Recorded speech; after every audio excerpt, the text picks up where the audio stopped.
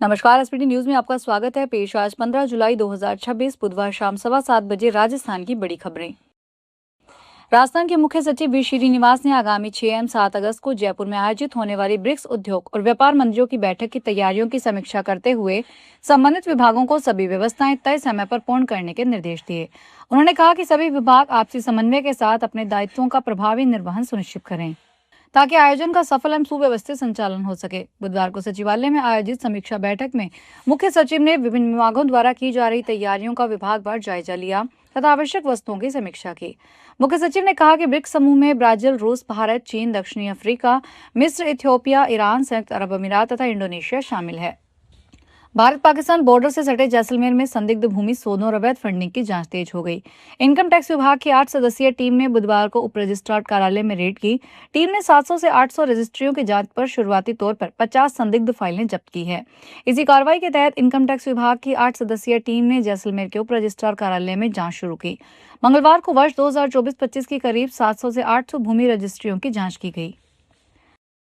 राजस्थान सरकार ने किसानों को बड़ी राहत दी है। जैविक खेती प्रमाणीकरण शुल्क में बड़ा संशोधन किया है। शुल्क प्रणाली को सरल बनाने के लिए बड़ी पहल है। लघु और सीमांत किसानों पर आर्थिक भार कम होगा।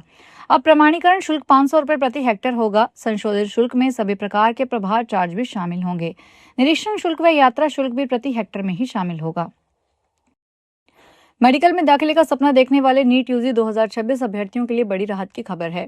राष्ट्रीय चिकित्सा आयोग ने शैक्षणिक सत्र 2026-27 के लिए देश भर में 9,911 नई एमबीबीएस सीटों को मंजूरी दी है। इसके साथ ही 25 नए मेडिकल कॉलेजों को भी स्वीकृति मिली है। नई सीटों में 2400 सीटें पूरी तरह मेडिकल कॉलेजों की है। इसमें 7 नए सरकारी कॉलेजों में 400 और 18 नए निजी कॉलेजों में 2000 सीटें शामिल है। बाकी सीटें पहले से मौजूद कॉलेजों में प्रवेश क्षमता बढ़ाकर जोड़ी गई है। इस फैसले से नीट यूजी अभ्यर्थियों को सबसे अधिक राहत मिलने की उम्मीद है। सोना चांदी की कीमतों में बुधवार को भी गिरावट आई है। मल्टी कमोडिटी एक्सचेंज पर दोनों कीमती धातुओं का भाव कारोबार ओपन होने के साथ ही फिसल गया। एक और जहां चांदी की वायदा कीमत में 2100 रुपए की कम हुई है, इसके साथ ही कीमती धातु अपने हाई लेवल से और भी ज्यादा सस्ती हो गई, तो वहीं दूसरी ओर वायदा सोना भी 1,40,000 रुपए प्रति 10 ग्राम पर आ गया है। 1 किलो चांदी का भाव अपने हाई लेवल से अब 1,98,000 कम हो चुका है।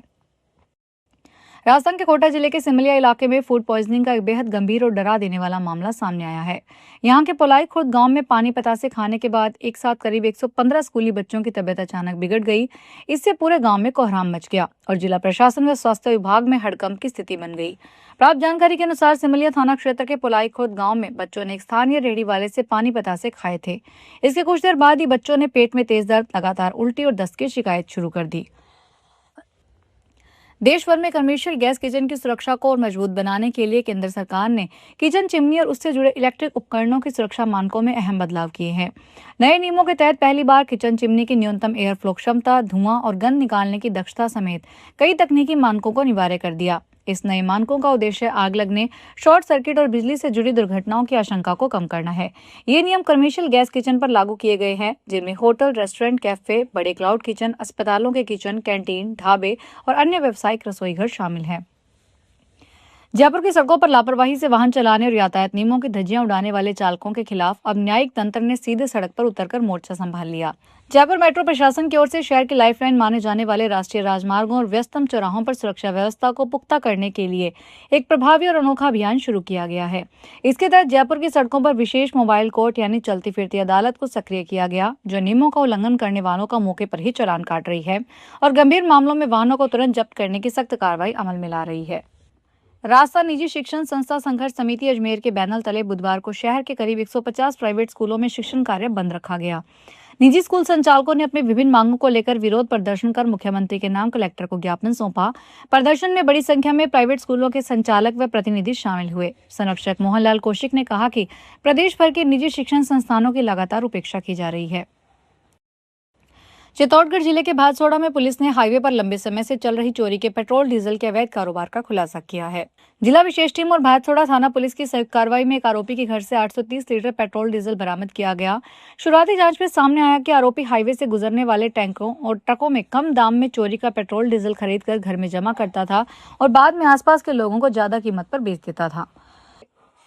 पाली के आरटी ऑफिस को बुधवार दोपहर ईमेल के जरिए धमकी मिलने से हड़कंप मच गया। धमकी भरा ईमेल दोपहर को कार्यालय के आधिकारिक मेल आईडी पर आया। ईमेल मिलते ही पूरे कार्यालय को खाली करवा दिया गया। अधिकारी, कर्मचारी और काम से आए लोग तुरंत बाहर निकल आए। सूचना पर पुलिस मौके पर पहुंची और मामले की जांच शुरू कर दी।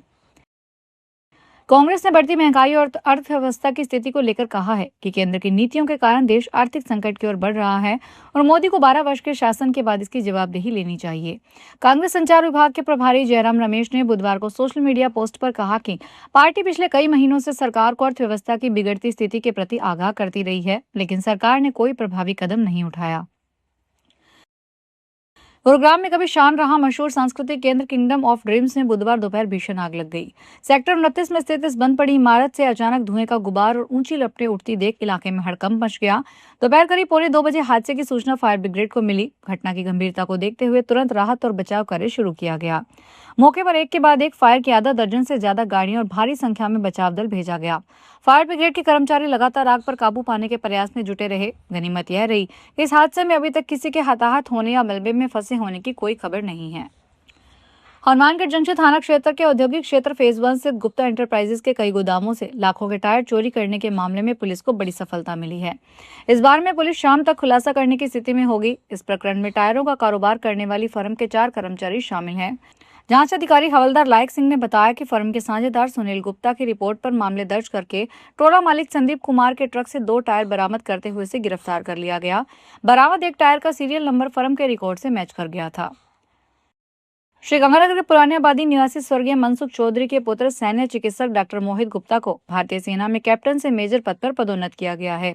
उनकी इस उपलब्धि से परिवार, मित्रों और शहरवासियों में खुशी का माहौल है। गत दिवस साधुवाली आर्मी स्टेशन में आयोजित सैन्य समारोह के दौरान कार्यवाहक commanding officer colonel Priyank Yadav ने डॉक्टर मोहित गुप्ता को मेजर रैंक के फ्लैप पहनाकर पदोन्नति की औपचारिक घोषणा की। इस भावुक और गौरवपूर्ण अवसर पर उनकी धर्मपत्नी श्रीमती त्र्यंबिका, माता शकुंतला देवी, पुत्री तथा सेना के वरिष्ठ अधिकारी भी उपस्थित रहे। डॉक्टर मोहित गुप्ता की प्रारंभिक नियुक्ति भारतीय सेना में जोधपुर में कैप्टन के रूप में हुई थी। इसके बाद उन्होंने देश की सामरिक दृष्टि से महत्वपूर्ण अरुणाचल प्रदेश के तवांग क्षेत्र में भी सेवाएं दी।